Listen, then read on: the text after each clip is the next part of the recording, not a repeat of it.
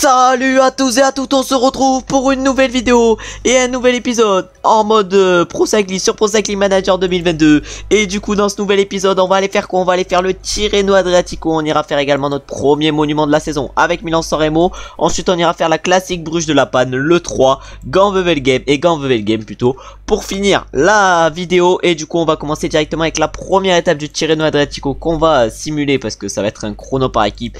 Et voilà, les chronos par équipe c'est pas trop ma tasse de thé. Et après du coup on va partir directement pour la deuxième étape de ce Tirreno Adriatico où on va espérer performer. Déjà il faut voir combien on a terminé sur cette première étape. On a fini malheureusement 7ème à 50 secondes des premiers. Du coup là on va avancer. On va avancer d'un jour, on va se mettre le 7 et on va aller voir du coup avec quel profil est l'étape. L'étape ça sera une étape de plaine. On va se retrouver au départ pour voir quel objectif nous donne le directeur sportif, mais également quel rôle. On est au départ du coup de la première étape en ligne de ce Tirreno Adriatico. Et du coup on a un rôle d'électron libre et on a un beau plus 3 sur cette étape. On va du coup essayer d'en profiter et on va se retrouver sûrement dans le final. Ça chute pas mal dans le final de cette deuxième étape du Tirreno Adriatico. Et nous l'objectif ça va être de faire le meilleur résultat possible. Déjà on a eu de la chance avec un beau plus 3 sur cette étape.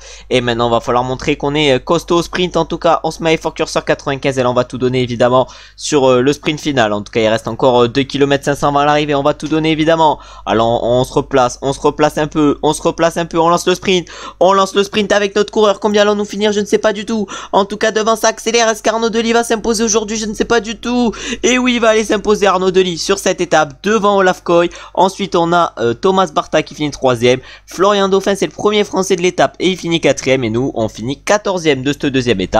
Et maintenant on va voir si sur la troisième étape on est capable de faire également une belle performance. Une troisième étape qui sera une étape vallonnée, 241 km, ça risque quand même d'être long. On est au départ maintenant de la troisième étape de ce Tirreno. On a encore une fois un beau plus 3, vraiment les notes sont cool avec nous sur ce Tirreno Adriatico, si j'arrive évidemment à parler. Et on doit travailler en tête de groupe 35 km. On va du coup essayer de faire le rôle d'équipier demandé par le directeur sportif et on va se retrouver directement dans le final de cette étape. On arrive au pied de la montée finale avec notre coureur sur cette troisième étape du Tirreno. On a du coup fait que 11 km sur les 35 qu'on devait faire en tête de groupe. Vraiment j'ai mal fait mon travail d'équipier. Et là évidemment l'objectif sur cette course ça va être de faire le meilleur résultat possible. Il va falloir profiter du plus 3. Et ça accélère pour un Movistar, ça accélère pour Aramburu. Alex Aramburu qui accélère avec notre coéquipier Tratch dans la roue. On va aller voir les stats de Tratch, il a l'air quand même plutôt pas mal. Oh le 80 montagne, 80 vallon c'est un peu cheat.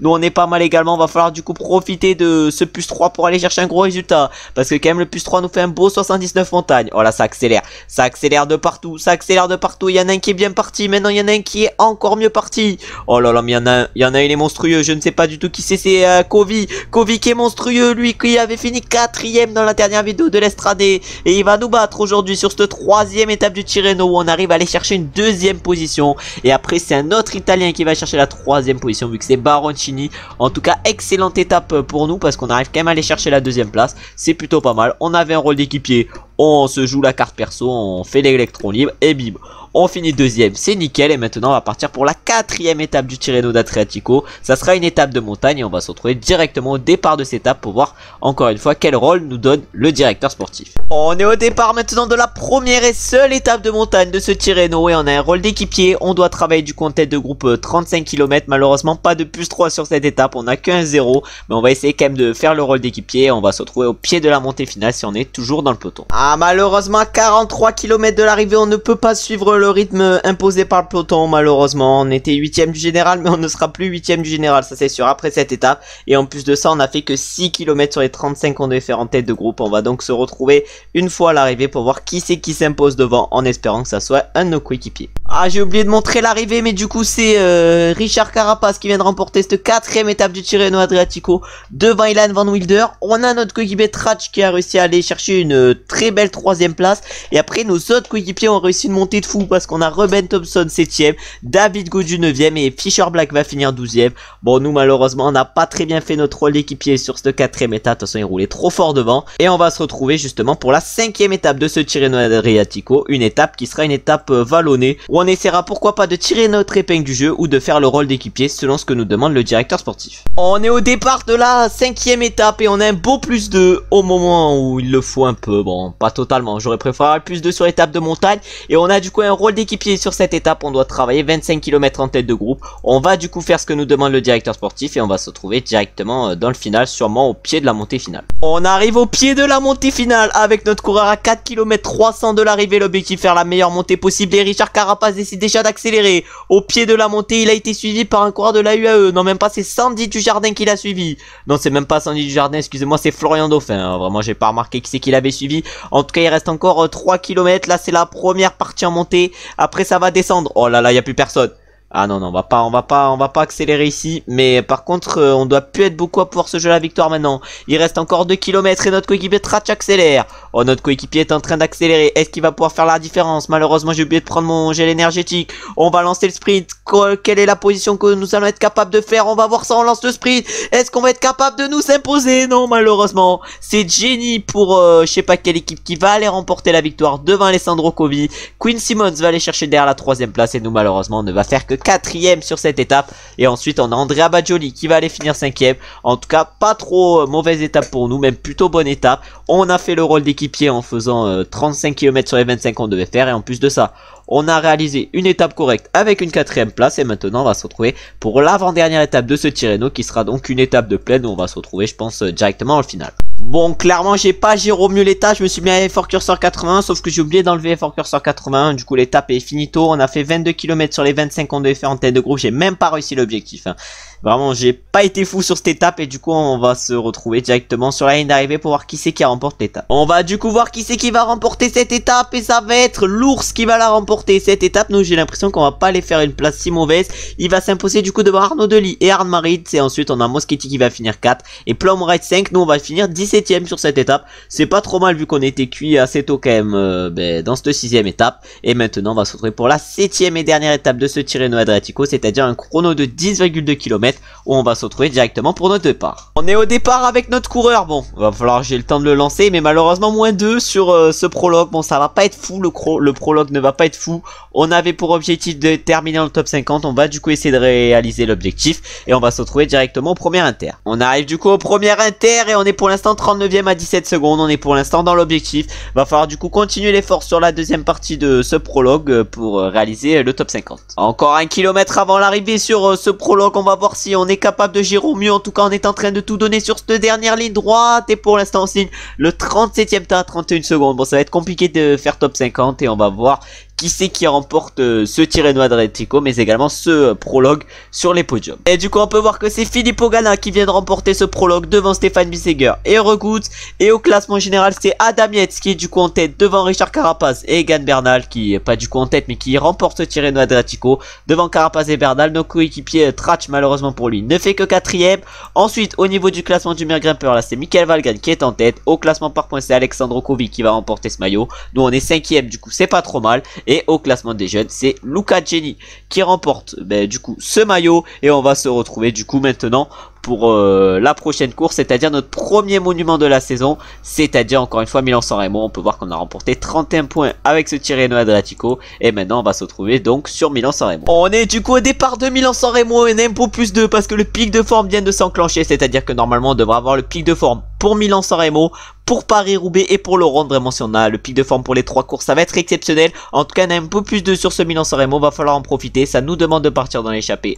On va donc le faire et on va se retrouver, je pense, au pied directement du Poggio. On arrive au pied du Poggio, comme annoncé, on a du coup réalisé largement l'objectif d'échapper, vu qu'on a fait 152 km sur les 100 qu'on devait faire. C'est pour ça que notre barre verte est presque finito. En tout cas, ça accélère devant pour le coureur, pour le champion de Belgique, c'est-à-dire Wout van Aert. Oh, Wout van Aert, il est monstrueux, il accélère avec Evenepoel dans la roue, mais les deux sont monstrueux. On a McNulty derrière, on a que des machines dans cette montée. Ah, mais là ça accélère bien, même nous on peut pas suivre. Bon, après je dis même nous on peut pas suivre, ma barre rouge, vu la taille qu'elle fait, ça va être compliqué de suivre.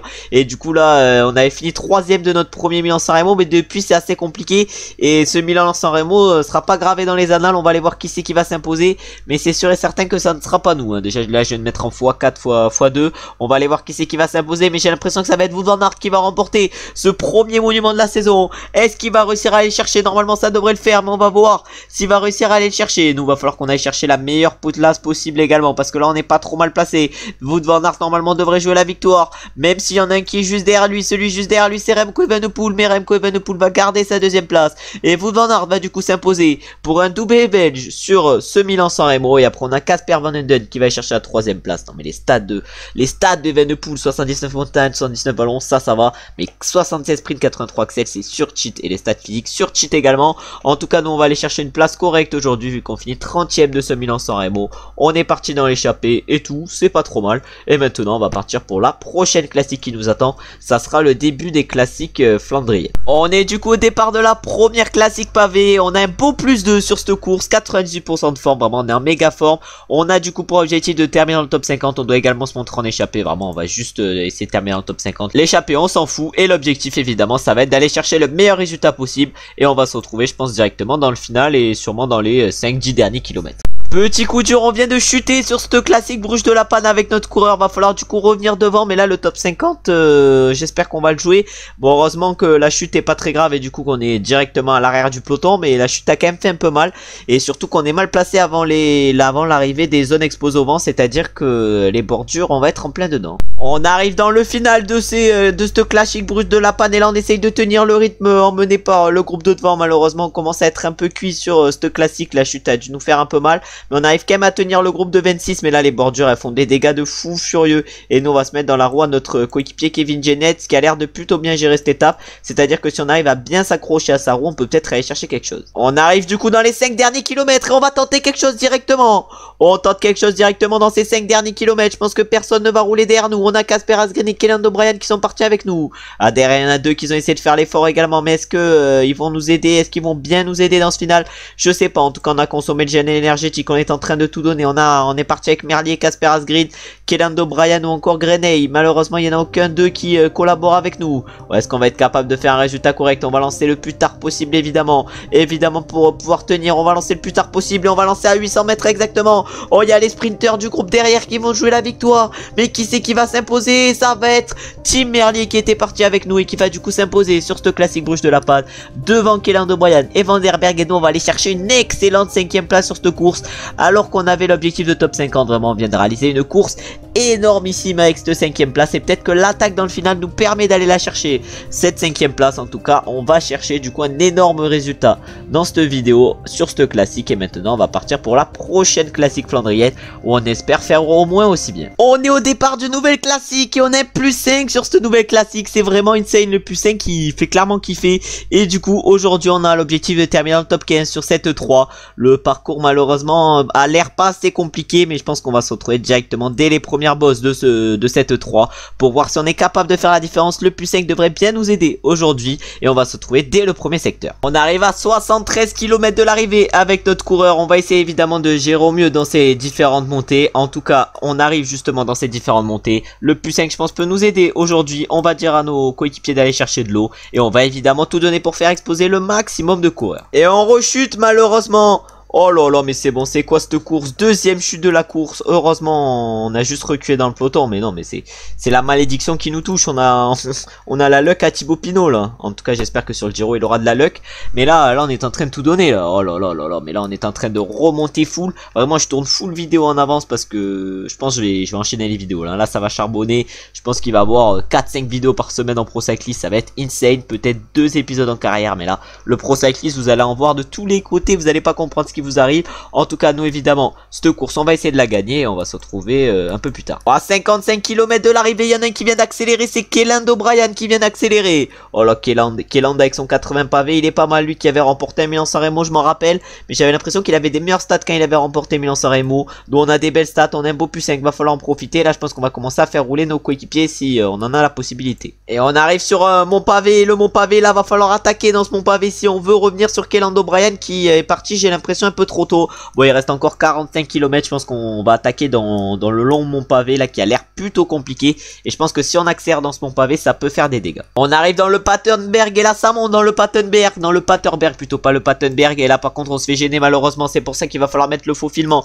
Dans ce Paterberg, on a 1 minute 17. La tête de course est en train d'exploser de partout dans ce groupe. Alors que nous avec notre plus 5 on est nickel. On a également un Casper Asgreen qui a l'air plutôt pas mal. Mais nous avec le plus 5, notre seul objectif ça va être de jouer la victoire. Surtout que le directeur sportif nous a demandé de jouer le top 15. Mais là on va tenter d'accélérer dans le prochain mont pavé. Et justement on y arrive dans le prochain mont pavé. Là on va mettre une grosse, on va mettre une belle dans ce mont pavé. Au pied du mont pavé on attaque. On attaque au pied du mont pavé. Il y en a un qui est complètement cuit, c'est Bayer. Tobias Bayer qui est complètement cuit. Nous on continue notre attaque. Ah, malheureusement on s'est fait un peu gêner. On s'est fait un peu gêner sur notre accélération. On a Van Der Poel qui est parti avec nous. Ah Mathieu, oh le Mathieu, on est parti à 8, on est même parti à 7 et là moi je rattaque, j'espère qu'il va en avoir un qui va nous suivre. Ah non malheureusement personne nous a suivi sur cette deuxième attaque, c'est à dire qu'on va devoir les attendre et relayer avec eux, parce que s'il y en avait un qui nous avait suivi, on aurait pu tenter le coup à 2 ou à 3. Et là une nouvelle montée arrive pour nous. On a actuellement Virmich qui est en train de rouler avec Van Der Poel dans la roue. Et Stuyven, on a également Gianni Moscon qui semble un peu cuit. Et après on a qui? Après on a Magnus Sheffield, on a Kelland O'Brien. Kelland O'Brien qui est pas en grande forme. C'est pour ça que je vais décider d'encore une fois accélérer, parce que Kelland O'Brien il va pas pouvoir suivre longtemps. On en a un qui est revenu, c'est Casper Asgreen. Casper Asgreen il est très bien. Oh mais là l'accélération ça peut peut-être faire craquer Kelland. Et voilà c'est ça. On est parti à 4. Est-ce que ça va relayer avec nous pour Van Der Poel et pour Stuyven? Je sais pas. En tout cas on a Moscon qui semble pas au mieux en 4ème position. Mais là si ça roule avec nous ça peut aller très loin. Oh il y en a un qui accélère, je sais pas du tout qui c'est qui a décidé d'accélérer. C'est Jasper Stuyven qui décide d'accélérer avec Van Der Poel dans la roue. Ah ça veut sûrement lâcher le Gianni. C'est là où il va falloir tenter d'accélérer pour lâcher le Gianni. Oh le Van Der Poel n'a pas l'air au mieux hein. Oh le Van Der Poel on va un peu l'attendre. On va se mettre à 75, 70. Et là on va espérer qu'il relaye avec nous, surtout qu'on vient d'accélérer. Et Stuyven et Van Der Poel accélèrent. Bon je pense pas qu'ils vont relayer entre eux. C'est pour ça que je mettrai effort curseur à 85. Mais s'ils accélèrent à chaque fois ça va nous faire mal un peu. Alors là ils font une accélération de fou furieux. Jasper Stuyven il te fait une accélération sur 18 km. Et Stuyven justement il est cuit. Il se fait contre-attaquer par Van Der Poel. Ah Stuyven n'ira pas chercher la victoire. Mais Van Der Poel je sais pas ce qu'il fait comme stratégie. Oh les deux c'est pas foufou niveau stratégie. Nous on va se foutre dans la roue à Stuyven et on va attendre. Vraiment on va attendre parce que Van Der Poel il lui en reste pas beaucoup. C'est à dire que si on se met tranquillou dans la roue à Stuyven, ça peut être pas mal pour un gros résultat. Ça peut être pas mal pour la victoire. C'est ce qu'on va tenter. Derrière c'est à 1 minute 20 de nous. C'est à dire que la victoire normalement devrait être pour nous. Et on va se retrouver maintenant dans les 3 derniers kilomètres. Il reste 1 km encore avant ces 3 derniers kilomètres. Non même pas, on va même pas se lâcher. On va juste se mettre dans la roue à Jasper Stuyven et on va espérer aller chercher un résultat correct. Oh Stuyven il roule plus. Je sais pas ce qu'il a le Jasper. En tout cas nous on va se remettre à un tempo correct. Jasper Stuyven il perd un peu de barre. Et là est-ce qu'on va pouvoir revenir? Sur VDP? On a tout tenté. Le plus 5 nous a pas mal aidé aujourd'hui. Est-ce qu'on va être capable d'aller battre VDP? Je ne sais pas. On va lancer le sprint. On revient à une vitesse folle sur VDP. Évidemment qu'on va aller le battre le VDP sur cette course. Première victoire de la saison sur cette 3. On s'impose devant Mathieu Van Der Poel et Jasper Stuyven. Très bonne course de notre part pour commencer, c'est classique. 5ème place sur la Bruche de la Panki où il n'y avait pas de secteur pavé. Là maintenant la victoire. Derrière du coup c'est Kelland O'Brien qui est allé finir 4ème et c'est Virmich qui a complété le top 5. Mais vraiment les écarts sont énormes sur cette course. Et du coup on avait l'objectif de terminer dans le top 15 et on l'a largement réussi sur cet objectif en allant chercher la victoire. Et maintenant on va se retrouver pour la prochaine classique flandrienne. On est au départ d'une nouvelle course pavée, l'avant-dernière je pense de la vidéo, c'est-à-dire Gand-Wevelgem. On a un plus 4 sur ce Gand-Wevelgem, il fait kiffer. On a pour objectif de terminer en top 30, on va du coup essayer de réussir cet objectif. Malheureusement ce Gand-Wevelgem a l'air plutôt plat, du coup je pense pas qu'il va se passer grand chose. Et s'il se passe des choses, on se retrouvera au moment où il s'en passe. Il se passe malheureusement pas grand chose sur ce Gand-Wevelgem et on arrive directement pour le dernier mont pavé de cette course. C'est même pas un mont pavé, hein, c'est juste une montée tout court. En tout cas on va la faire à fond cette montée. Est-ce qu'on va aller à gauche ou est-ce qu'on va aller tout droit? Non on va aller à gauche, nickel. Et là par contre là c'est un petit mont pavé, mini mont pavé. Et l'objectif ça va être de faire péter quelques coureurs. On espère qu'il y en a quelques-uns qui vont péter, parce que si ça finit en sprint massif, normalement on devrait réaliser quand même le top 30. Mais ça va être compliqué de faire un énorme résultat. Mais par contre on est parti à 25, on est parti à 24 même. Oh ça a totalement explosé, il y en a ils sont complètement cuits. Et du coup ce qu'on va faire c'est qu'on va faire rouler nos coéquipiers dans ce final. 30 km où va falloir faire rouler nos coéquipiers. Nous on va se mettre dans les roues et on va attendre de voir ce qui se passe. Sur ce course il ne se passe pas grand chose et on arrive dans les 5 derniers kilomètres justement de celle-ci. L'objectif évidemment ça va être d'aller chercher le meilleur résultat possible. Il reste encore 4 km avant l'arrivée. On va tout donner avec notre coureur. Oh le plus 4, est-ce qu'on peut en profiter? On va tenter quelque chose, on tente de distancer le peloton, on tente quelque chose à 3 km de l'arrivée. Est-ce que ça va marcher? Je ne sais pas. Oh, en tout cas là on est en train de tout donner. On a déjà plus de barre rouge. On a plus de barre rouge, il reste encore 1 km 800. On va aller voir si ça tient, on a 1 km 200. On a remporté la dernière classique flandrienne et on va en remporter une nouvelle. On est exceptionnel dans cette fin de vidéo. Pour l'avant-dernière course de la vidéo, on va encore une fois aller chercher une victoire. Une magnifique victoire sur ce Grand Vevel Game. Une course qui pourtant nous ne convenait pas trop. Vu le parcours, on arrive quand même à nous imposer grâce à notre beau plus 4. Et en plus derrière, on a Tom Pidcock qui va chercher la deuxième place et Ploymers la troisième. Excellent résultat à nouveau pour nous, vraiment cette vidéo est incroyable. Et maintenant on va partir pour la dernière classique flandrienne justement de cette vidéo, où on va espérer rester dans nos standings. Mais avant ça normalement on devrait arriver au passage de niveau, parce qu'on devrait avoir un point de compétence, parce qu'on était qu'à 9 points du passage au niveau 32. Et là avec cette victoire on va en remporter pas mal des points. Et du coup on peut voir les podiums de ce Grand Vevel Game, où du coup on s'est imposé devant Tom Pidcock. Et maintenant on va aller voir combien de points nous a rapporté cette course, parce que je pense qu'elle nous en a rapporté pas mal des points comme j'ai dit tout à l'heure. Et normalement on devrait passer facilement au niveau 32. Et même je pense être dans une bonne partie du niveau 32 avec ce bon résultat. Et après on partira pour la dernière course de la vidéo, qui sera à nouveau une course World Tour flandrienne. Et du coup on va attendre que le résultat passe, parce que là c'est quand même plutôt long. On espère que ça va passer vite. Là j'essaye de passer le temps en parlant. Et on va se retrouver du coup une fois que c'est bon. Voilà, une fois que c'est bon, nickel, c'est bon direct. Et du coup on remporte 69 points avec cette victoire, c'est énorme. Et évidemment qu'on passe bien dans le niveau 32, vu qu'on va être à 61 points dans ce niveau. Et on va avoir un point de compétence à mettre. Et le point de compétence on va le mettre en furtivité. Le point de compétence tranquillou bilou. Et on va partir maintenant pour la dernière course de la vidéo, c'est-à-dire le Dwarsdorfland de Rennes. Et on va se retrouver au départ de cette course en espérant avoir une bonne note. On est au départ du Dwars et on a un petit plus de kiffer. On a un objectif de terminer dans le top 50 donné par le directeur sportif. L'objectif ça va être de réaliser largement l'objectif. Et sur ce Dwars, je pense que si ça explose bien, on a la capacité de faire un bon résultat. Ça a l'air plutôt pas mal pour nous et on va se retrouver du coup dans le final. On arrive dans les choses sérieuses sur cette course, vu qu'on attaque les premiers secteurs pavés. On va voir si ça fait des dégâts. En tout cas nous on va essayer de résister. On peut voir que le champion du monde, notre coéquipier Jake Stewart, semble pas au mieux sur cette course. Nous on n'est pas au mieux non plus, parce que bon, on a soif clairement. Et l'objectif ça va être du coup de gérer au mieux pour aller chercher au moins un résultat convenable et largement dans les standings que nous demande le directeur sportif, c'est-à-dire le top 50. Ça a un peu explosé dans différents secteurs pavés. Du coup à 26 km de l'arrivée, on n'est plus que 23 dans le peloton. Un peloton qui a du coup totalement explosé. Là il y en a, ils sont un peu en difficulté. Guillermail a pas l'air foufou. Et nous l'objectif évidemment ça va être d'accélérer dans ces différents secteurs pavés pour faire craquer évidemment les moins forts. En tout cas on n'est pas trop mal. Là il y en a certains qui sont en train de craquer. Et je pense qu'il y en a pas mal qui vont craquer dans ces secteurs. Nous tant qu'on craque pas, tout va bien. Et là va falloir suivre. Là va falloir suivre ceux de devant, parce qu'ils roulent très fort. Le plus 2 nous aide bien aujourd'hui. Surtout la progression qu'on a eu à un moment donné, elle nous a bien aidé. Et là évidemment l'objectif après ça va être d'accélérer. Et là on arrive dans une nouvelle montée. Ça accélère justement dans cette nouvelle montée à 20 km de l'arrivée. Il y en a un qui a décidé d'accélérer. Et c'était Granae. Oh non, on va accélérer. On va accélérer mais je pense pas encore. Là on va rester encore une fois dans les roues. Mais je pense que bientôt on va tenter d'accélérer. Ça accélère pour certains. Ça accélère par exemple pour Kelland O'Brien, qui a une barre plutôt pas mal. On a également Virmich qui accélère, Grenae. Voilà, on a pas mal de coureurs qui commencent à accélérer. Par contre on n'est plus que 17, c'est-à-dire qu'il y en a qui doivent pas être au mieux dans ce groupe. Allez, une nouvelle montée arrive. Et dans cette montée il y a un coureur de la Lotto Destiny qui est en train d'accélérer, c'est-à-dire Florian Virmich. Ah non, évidemment qu'on va distancer quelques coureurs. Il y en a quelques-uns qui sont en difficulté. Et ça a craqué pour quelques-uns dans cette espèce de montée. Là ça compte.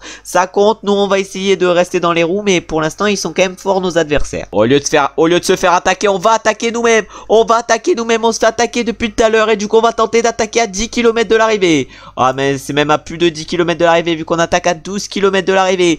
Oh là là, est-ce qu'il y en a qui vont essayer de nous revenir dessus? Je ne sais pas. En tout cas on va tout donner. Il nous reste combien? Il nous reste 11 km 500 à faire à fond. On va voir si derrière ça relaie. Nous l'objectif ça va être de tenir. Encore 9 km à tenir. On a toujours le même écart, c'est-à-dire c'est-à-dire une quinzaine de secondes d'avance par rapport au groupe de 14 derrière. Un groupe où Virmich est en train d'essayer de faire l'effort pour nous revenir dessus. Oh, Virmich, il a fait l'effort. Virmich, il a fait l'effort avec un autre. Il a fait l'effort avec Kelando Bryan. On va essayer de relayer avec nous. S'il relaye avec nous, ça peut aller loin entre nous. Ah, malheureusement, à moins de 5 km de l'arrivée, on vient de se faire attraper. Et là, on va retenter quelque chose. Ah non, mais là, ça marche plus. Ça marche plus nos tentatives. Bon, je pense qu'on peut aller au bout à effort curseur 85. C'est pour ça qu'on va faire comme ça. Et là, 3 km à tenir dans ce final de course. Est-ce qu'on va pouvoir faire les 3 km à fond? De toute façon, on est en première position. Va falloir tenter de gagner au sprint parce que c'est notre seul moyen de gagner cette course. En tout cas, on a Florian Virmich qui est meilleur que nous au sprint dans notre roue. Oh, 1 km, 1 km 200, 1 km 200, on lance justement 1 km 200. Ça a l'air de pas mal tourner. Peut-être que ça peut être à notre avantage vu la pointe d'axel qu'on a. Oh, heureusement que j'ai lancé archi tôt, mais on va aller finir deuxième. On va aller finir deuxième de cette course malheureusement derrière Florian Virmich. Une deuxième place pour clôturer la vidéo. Mais vu qu'on avait l'objectif de top 50, c'est un énorme résultat cette deuxième place. Et ensuite on a Pidcock qui finit troisième, Merlier quatrième et Philipsen cinquième. Bon, j'ai pas été très stratégique sur ce Dwarfs, mais j'arrive quand même à aller chercher la deuxième place. Ce qui veut dire qu'on était quand même très fort parce que j'ai pas géré au mieux. Et on va aller voir du coup combien de points nous a rapporté cette course. Et dans la prochaine vidéo on ira du coup faire le Ronde, Paris-Roubaix et Liège-Bastogne-Liège. Et du coup on va voir combien de points cette deuxième place vient de nous rapporter. Elle nous rapporte 69 points, c'est incroyable. Du coup on est à 130 points. En plus de ça on va avoir le petit passage du mois qui va nous mettre à 195 points. Vraiment avant les monuments on va avoir masse points. Et peut-être qu'avant le Giro on peut avoir une amélioration au niveau 34, ce qui ferait améliorer nos caractéristiques. Vraiment ça serait énorme une amélioration au niveau 34 parce qu'on aurait peut-être la possibilité de faire d'avoir une grosse progression en montagne par exemple, parce qu'on a quand même un potentiel à 79 max je crois en montagne. Du coup une bonne progression, ça nous ferait kiffer. Et du coup on va partir dans la prochaine vidéo sur le Ronde. On fera également Paris-Roubaix, l'Amstel, la Flèche et Liège-Bastogne-Liège. J'espère aller chercher les meilleurs résultats sur ces 5 courses. La vidéo je pense sera assez longue quand même parce qu'on va faire 3 monuments, c'est à dire que voilà on va pas se dorer la pilule. Et dans la vidéo d'après on ira faire le Giro, ou vraiment si on a une petite galère sur un des monuments on ira sûrement faire les 3-4 premières étapes du Giro. En tout cas je vous remercie d'avoir regardé la vidéo jusqu'à la fin. Comme d'habitude si la vidéo vous a plu, vous savez ce que vous avez à faire, c'est-à-dire liker, commenter et vous abonner. J'espère que vous avez passé une bonne journée ou vous êtes en train de passer une bonne journée. A très bientôt pour un nouvel épisode. Ciao ciao ciao.